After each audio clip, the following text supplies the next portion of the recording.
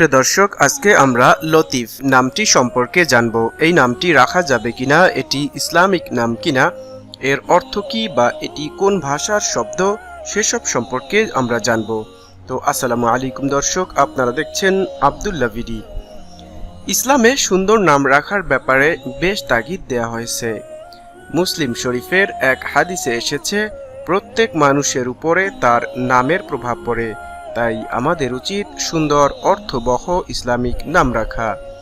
যদি প্রশ্ন করেন লতিফ নামটি কি ইসলামিক নাম, হ্যাঁ, এই নামটি একটি ইসলামিক নাম। এটি সাধারণত আরবি ভাষার শব্দ কিংবা আরবি ভাষা থেকে এসেছে। এই নামটি মুসলিম ছেলে শিশুদের নাম হিসেবে রাখা হয়ে থাকে। শুধু লতিফ নামটি রাখা ঠিক নয়। লতিফ নামটি আল্লাহর গুণবাচক নাম।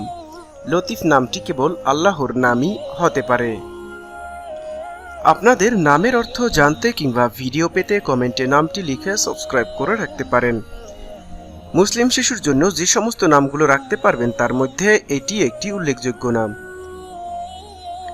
লতিফ নামের সঙ্গে আব্দ কিংবা আব্দুল যোগ করে নিতে হবে এভাবে, যেমন আব্দুল লতিফ। আব্দ কিংবা আব্দুলের অর্থ হচ্ছে বান্দা কিংবা গোলাম, আর লতিফ শব্দের অর্থ সকল গোপন বিষয়ে অবগত। আব্দুল লতিফ অর্থ সকল গোপন বিষয়ে অবগত এর বান্দা।